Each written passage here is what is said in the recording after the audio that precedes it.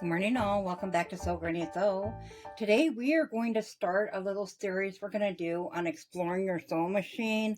I have a couple gals that just got a sewing machine and they need to know how to do a few things. I also have been sewing with fleece lately, which really puts the accumulation of dust in the bobbin casing area, as many of you who have sewn with fleece are already aware. So we're going to start with your sewing machine. You're going to get a book and you're going to get a tool resembling this.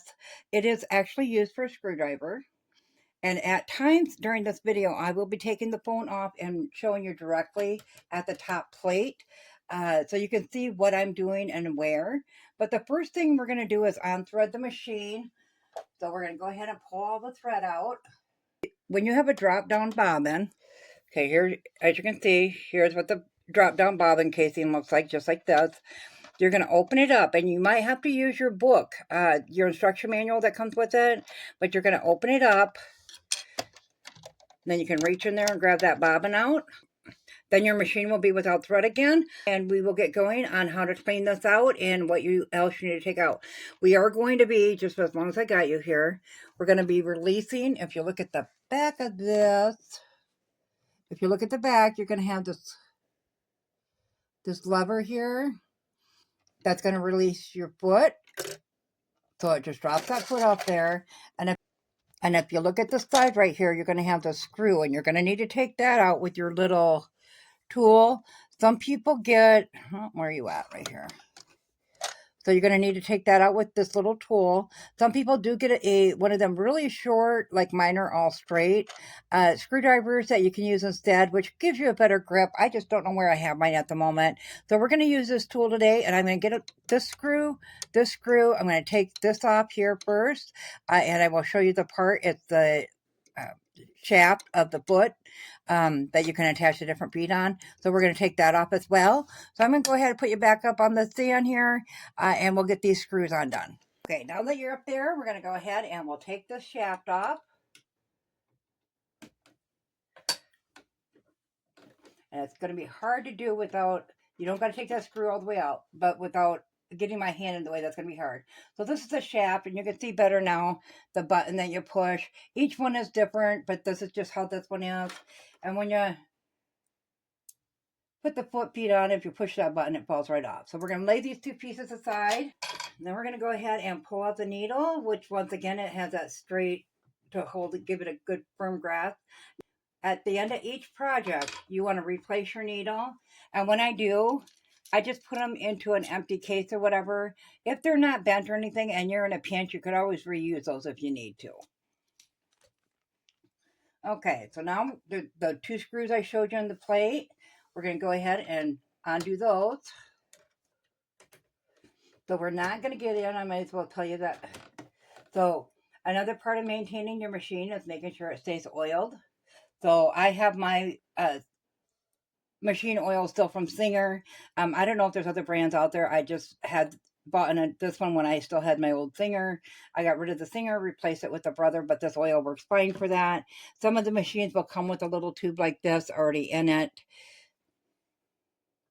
So you can refill those little bottles if you need to, if you prefer to have that on hand. I just keep it all in a baggie and keep it in my drawer of my sewing table. So now that we have that one done, we're going to go ahead and pull out them screws. And we'll set those two screws aside. Now you're going to have little areas here, and it tells you which way to push the little tabs. So this one, if you want to pull that out separate, you can. I just always kind of work with mine. And in the instructions, it will tell you what to do on yours. So if you do this tab, this one's supposed to come out. So that's your metal plate. We'll set that aside. Now this one here is a little more tricky to get out, but it does come out. There you go. It pushes back to go out and then pushes forward to go in. I don't know. It's crazy. So we got those pieces set aside. So I'm going to bring you back up here. As you can see, the fleece causes a lot of buildup. So I just take an old art brush. It was actually new when I started, but you can see how it's just, the bristles go all over. And that actually makes it work better for cleaning this up. So I like to start down inside of the machine. Yeah, I don't know if I can. And I just kind of tidy up in there. And you can see all the lint that comes out of it and the threads. So I just keep a rag with my cleaning kit, and I just go on both sides. And I just work my way from the bottom all the way up into this part, you know, clean up the little area down here, because when that's moving, whoops, when that's moving, it's going to cause all that dust and lint and stuff to rise up. So you do want to make sure you get it all cleaned up thoroughly, and you can see how much lint is actually hiding in those crevices. Then you want to do your feed dogs here and get all the lint out of those as best as possible.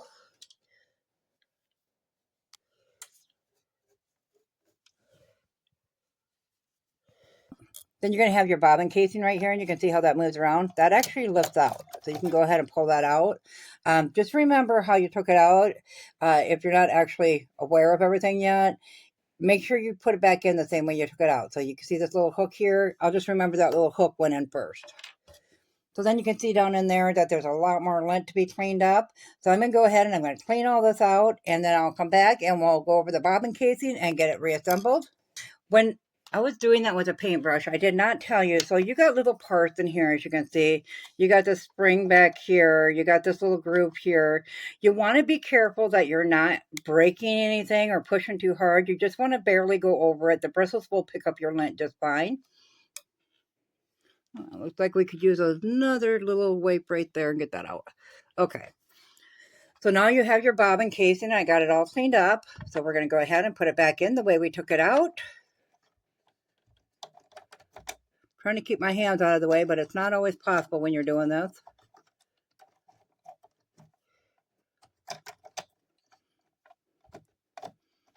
Okay, so when you get it in there and it moves freely like that, just back and forth a little bit, you know you got it on the right path there, and it sits level with this edge here all the way around. So you want to ensure that, and then you're ready to start putting this back together. So the first thing we're going to do is put our plastic piece back on. Now remember, I said it pulls back to go out and forward to go in. So you can see that there's some little grooves there right here, and there's one on each side. You got to make sure it's out, and then it got to be pushed down and pulled forward at the same time like that in order to set down in place. Then with this, it's got this part that tucks in, so you want to make sure that it's tucked in underneath there as you're putting it together. But we're going to go ahead, I'll put you back on the stand, and we'll get this put back in. Go ahead and put this piece in like that, and then line this piece up and slide that in, making sure that all your little indents are lined up with the metal piece. So now that it's in, make sure you pull that lever then to connect them back together. Now that it's in, we're going to go ahead and put our screws back in. So we got one there, and we're going to tighten those down. And you want to tighten them till it's tight, but don't over tighten them. They'll snap your little bolt off on the inside. So we're just going to do it hand tight. Don't go overboard with it. Okay. Then next we're going to put whatever color we want, a bobbin thread in there. So I'm going to put my green back in. Now it's going to tell you, like right here on the side, I'm going to show you that quick. Mine has a diagram on it, not all do, but you can find that same information in your instruction manual. So for some reason that cut out on the last video. But what I was saying is, when you put your bobbin in, it's going to have instruction. I have a sticker on mine that I've never taken off, even though I know how to do it now. But in your instruction manual, it will also give you directions of which way your bobbin goes in. So on this one, you can see the bobbin thread is coming off on the left side. And on this one that is incorrect, it's coming off on the right side. So you want to drop your bobbin in there with the thread coming out on the left side according to the instructions. So that would be as such. So every machine is different, but this one calls for it to go behind this and then up into that groove right there. And now when you get down here, you don't want to pull it, because as you can see, there's a little blade in there that will cut the thread. So you just, you get it to a certain point, you want to pull your extras out, and then you just want to let it rest there. So I'm going to go ahead and get that done, and then we're going to replace the bobbin cover here. And then I will re-walk you through how attaching the foot and the shaft, because as I said, the video cut out and I had already recorded that and put it together. So I'll take that back off. So I'll put you back on the stand and get this bobbin taken care of, and then we'll work on the shaft and the foot. Okay. So this is your shaft, and it attaches right under this screw here. So we're going to go ahead and we're going to put that in. And sometimes you have to lift up your lever to get that go higher, to get that to go higher, to get that on there. So once you have it on there, you hold that in place and you tighten that screw back up. Foot, and we'll give that a little dusting as well. Make sure there's no lint stuck anywhere on that. We're going to lay that down, lining up this little bar right here. It grabs, that shaft will grab that. So we're going to lay it down right where that's going to grab it on the shaft. Drop your lever down and it picks it up on its own. So now with the needle, so on the back of your needle, there's a flat side and the rest will be rounded. So you're going to put that back side towards the back, or you're going to put that flat side towards the back of the machine. Most machines call for it that way. I've never seen one that did not, but you may have a different one that I've not seen. So make sure you're looking at your instruction manual to know how to do that for your individual machine. So there's a hole in there and you're going to put that in, and that's the only way that needle's going to fit in there properly. So once you have that in there, go ahead and tighten that up with your fingers. And then you're going to tighten that up and make sure you get it nice and snug as well, because if that needle falls out in the middle of sewing, you're going to break it. So we have our bobbin thread here, all ready to go. Our machine is assembled again. We're not going to be working with the oil on this video. I will do a different video that shows where you oil it or how to oil it and so forth. A separate video of its own for that. I did want to show a few different needles. Like these are Schmetz needles. These are a really good brand. Singer, I've never had problem with Singer. So these are some when Temu was all the bang going on. I ordered some in from Temu. I was not happy with them. I had a lot of breakage. I do use these up on different projects. You know, if I'm sewing a pillow for fun or something like that, I'll use these. I would not trust these on like a quilt or something. I had a lot of snagging with the smaller sizes and so forth. So it's up to you. They are really cheap. You get a whole bunch of needles for a very cheap amount. I just won't give Temu my money no more. But I am still using those up. So always get yourself a good quality needle when you're doing a project you want to turn out well. My trust is in the Singer and the Schmetz. So now let's go over the thread. So we have two different ways that it can be wound on the spool. You can see this, it's equally wound, all, you know, just like your bobbin, threading your bobbin with your machine. Same way. These bigger ones, and they are zigzagging on the spool. If you have a zigzag spool like this, you want to get yourself a stand. If your machine does not hold the spools upright, when you put these on, it's held upright and it pulls off accordingly. You thread it through one of these top rungs here, and it just pulls it out accordingly to how it's wound on there with that X shape going up the spool. These here are perfectly fine to use laying down. That's how they are intended to be pulled off the spool. I haven't used my one laying down for a long time because the thing I have attached on mine likes to slide off for some reason. I use this on my spool holder and I have no problems with it. So I'm going to pull you off the stand again and I will show you the threading of the machine. Here is our thread and our spool holder. So once we have the end,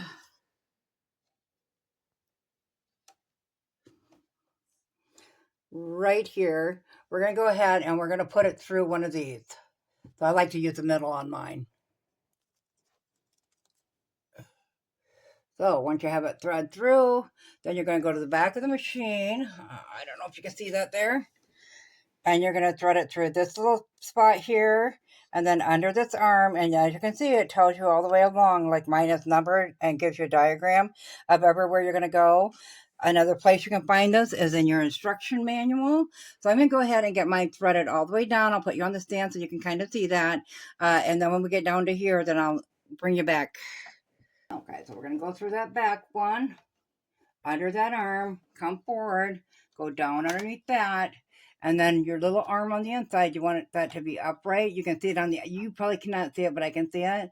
And you want to go up and around, and then there's a little hole in there that grabs it. And then once you get down here, you're going to put it through this little part here. Now at this point, you want to cut that end of that thread. I have a self-threader machine. I have never ever used it. I don't know how to use it. I just do it the old-fashioned way. I wet this end with my mouth. And then I just put it through the needle. My eyesight is poor, so it does take a few times most of the time. That one took off right away. And then just pull it through. Put it through the opening of your foot and push that back. Once you get, I'm going to slide you out a little bit here now. Once you get that, you're going to hold onto this thread and you're going to turn your wheel until it picks up that bobbin thread. And then you're going to pull it up. Once it's up out of your machine, I just use my scissors and grab that and pull it out. Then I just go out about a good 6-8 inches and snip them off. And your machine is now cleaned and threaded and ready to go for your next project. So if that thread had gotten stuck in your bobbin casing, it would have messed up stitches, caused a big mess on the back of your fabric. So always keep that cleaned out as best as you can. Always keep a fresh needle in your machine, making sure that it's nice and straight. If something's going wrong, the first thing with your stitching, the first thing you want to do, unthread your machine, replace the needle, and rethread it. I like to use a thread that I've known has worked in my machine before just for that purpose. So I do, if it doesn't, I know it's something else. And the next thing I go for is looking underneath that bobbin casing. So I hope you find this useful and that you'll join us back. We're going to do a quick square that goes to our Quilt Builder card deck series. And then we're going to go on to starting a new quilt. Thanks for joining in. And as always, guys, if you found this video useful, go ahead and give it a big thumbs up. It really helps our channel grow. If you haven't subscribed yet, go ahead and hit that subscribe button because we'd love to have you here at Sew Granny Sew. Thanks all. Have a great day. Bye.